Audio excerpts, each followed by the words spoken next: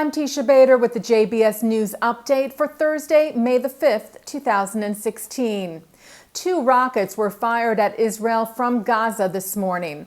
The rockets landed in Israeli territory just over the border. No damage or injury was reported. And IDF troops again came under mortar fire several times today from Gaza. The Israeli army initially responded with tank fire, and later in the day, Israel's Air Force struck several terror targets in southern Gaza. An IDF statement said that IAF warplanes hit 4 Hamas targets earlier today in response to the ongoing attacks against Israeli forces. IDF forces are in the area in particular to look for Hamas terror tunnels. This morning, the IDF announced they discovered such a tunnel leading from Gaza towards Israel. This is the second terror tunnel found since the end of Operation Protective Edge in the summer of 2014. Israel's security agency, the Shin Bet, also announced today the recent arrest of a Hamas terrorist who provided the agency in-depth information about terror tunnels. 29-year-old Mahmoud Atauna was arrested last month when he crossed the Gaza border fence into Israeli territory armed with 2 knives, with the intention of killing Israeli soldiers or civilians. Yom HaShoah, Holocaust Remembrance Day, was marked today across the Jewish world. In Israel, ceremonies and events honoring the memory of the 6 million Jews murdered by the Nazis began at 10 a.m. local time with a siren and 2 minutes of silence that brought the country to a standstill. That was followed by a wreath-laying ceremony at the Warsaw Ghetto Square at the Yad Vashem Holocaust Museum. Israeli Prime Minister Benjamin Netanyahu took part in the ceremony, as did Israeli President Reuven Rivlin and many other officials from Israel and from abroad. The "Unto Every Person There Is a Name" ceremony was then held in Yad Vashem's Hall of Remembrance.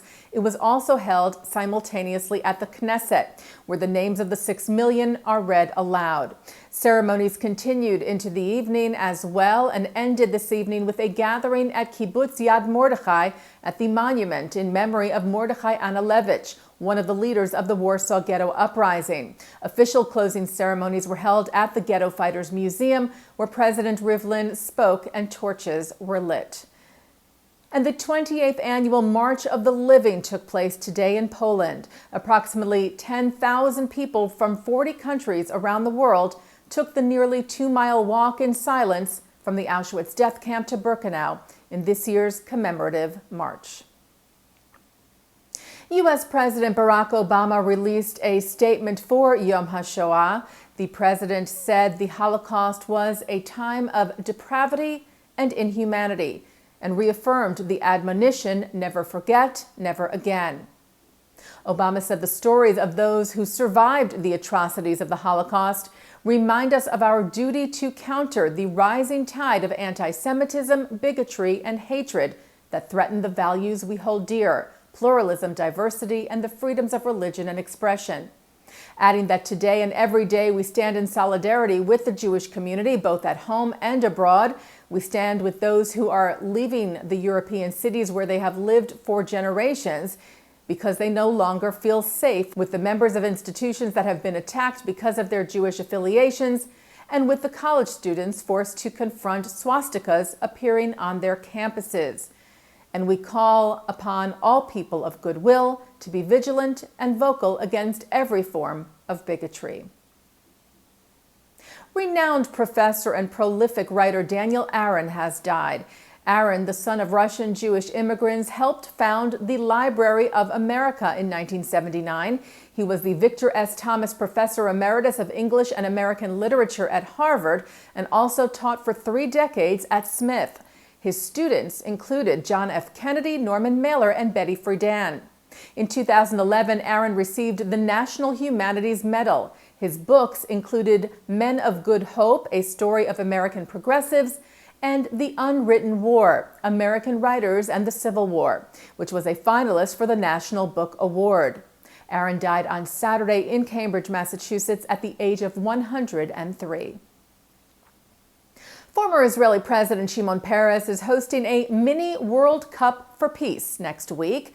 On Monday, soccer players from Israel's premier soccer leagues will play against a team of foreign diplomats and local politicians. The aim of the event, according to the Peres Center for Peace, is to, quote, convey a message of tolerance and end to racism.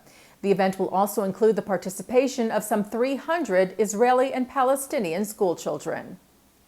And taking a look now at our programming on JBS for tonight, Thursday, May the 5th, on Yom HaShoah, our special programming continues, including at 7 o'clock tonight, Holocaust commemoration services from the Fifth Avenue Synagogue in New York City. That is followed at 8 by the 75th anniversary ceremony of Kristallnacht. At 9, Mark Golub sits down with Holocaust survivor, author, and Nobel laureate Elie Wiesel on L'chaim.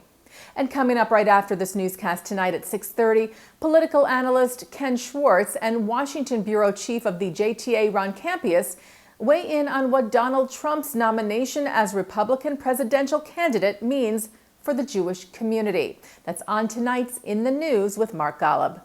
And that's the JBS News Update for Thursday, May the 5th, 2016.